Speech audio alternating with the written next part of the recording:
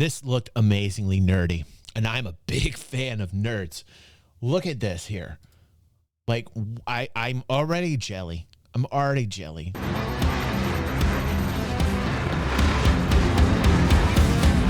Thank you, Fry. Hello, I'm Jarmo, and this setup is my home cockpit, or virtual cockpit, or simulation cockpit, or just SimPit. In other words, it's a setup to play simulators. Listen, I listen to nerds that have tattoos and glasses and a SimPit. Like, instantly, I'm listening and have an accent. For people who get far carried away with stuff, like me. What's up, noob? This setup has been built by me from the scratch, and since everyone is always asking, the materials ended up costing me around 800 euros. This video will be an overview from Star Citizen's perspective. I use it to play other games too, like DCS and Flight Simulator, but those are topics for later videos. Oh, and if you're new to Star Citizen, you can use my referral code when registering for the game to get some extra credits for the beginning. It's in the description. As I mentioned, the whole setup was built by me, mostly from plywood, to replace my previous cockpit. It's sturdy, easily accessible, and also modular. I'll show you that bit later in the video. The chair is an old Volvo seat that moves back and forth on casters, so I can easily pull myself in and lock it in place. For the main displays, I'm using 32-inch Samsung G5s.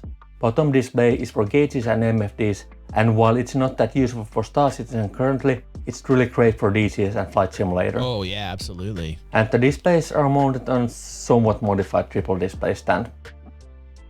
I mostly use Purple and DIY stuff as controllers with Thrustmaster pedals. Later, I'll probably get some Hornet specific gear for DCS. And there's also a Track IR5 sensor on top of the middle display for head tracking. For my right hand, I have Constellation Alpha and control panel number 1. The right joystick controls pitch and roll, and for yaw, I use my pedals. This is awesome. Okay, I just wanted to mention one thing. I know that these bindings are not the most competitive for space simulators, but I currently have two small children, wife... Wait. I'm sorry, I'm not being an asshole, but I gotta put the CC on and see what he just said right there. Okay, I just wanted to mention one thing. I know that these bindings are not the most competitive for space simulators. Okay. But I currently have two small children, wife, career, I build this stuff, I make these videos. Respect. I never would have time to practice to become actually good PvPer. Instead... No, I gotta boo that. Yes, you could.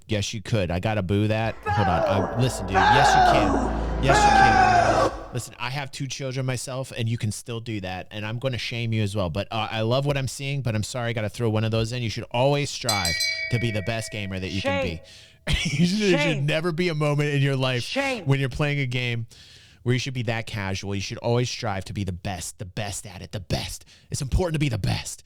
Come on, we got to teach this guy. Instead, I just want a setup that's fun to build and offers amazing experience when I just happen to have some time for gaming. And on my left side, I have Constellation Delta with horizontal adapter, older Mongoose CM throttle, and control panel number 2. This setup is called HOSUS, aka hands-on stick and stick, which has been growing in popularity for space sims.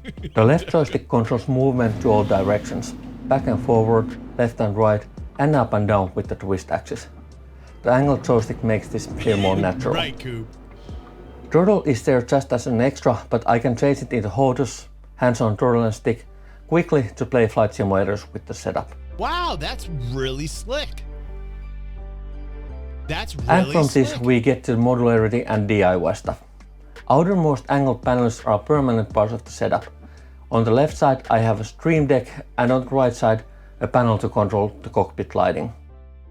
As with the rest of the panels, it's printed from white PLA with 3D printer, painted black, and the markings are engraved with laser engraver. This allows for the LEDs to light up the markings. Cockpit lighting is powered by a computer PSU. I can access the inside from these maintenance hatches, and for more major changes I could also move the cabinets away.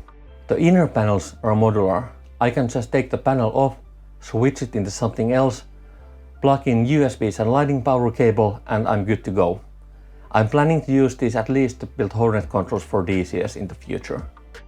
Wow, also, these panels housing Purple control panel comes off, as does the display frame, so I can build different overlays for different games. And then the mouse and keyboard gameplay. What's up, Damon? This is actually quite versatile setup. The keyboard and the mouse are mounted on old monitor arms and I can just take them off. For light Star Citizen on-foot gameplay, like just moving to my ship, I can use this trackball. If I know I'll be doing more FPS gameplay, I can take this Razer Tartarus V2 and drop in a separate mouse tray onto mounting points. And later I'm going to build a larger tray to be used both for keyboard and mouse. Yeah, and nothing really prevents me from lowering the seat into more comfortable position and playing other games with a controller. And the last thing, the top... See, this is why we're going to watch a Nooboffire video after this, because like Nooboffire would build hydraulics. Nooboffire, you push a button and be like...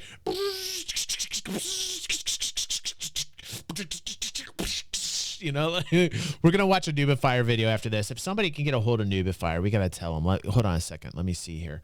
I was just talking to him. Let's see here. Yo, Noob. We're about to watch your video, my dude. I just wanted to tell him that because I had talked with him.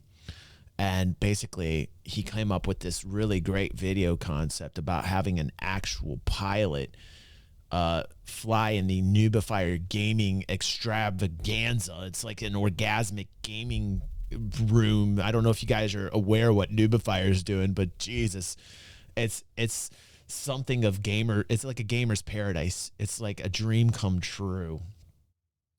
Top display is connected into old computer. I used mostly for Discord and to record my gameplay with OBS.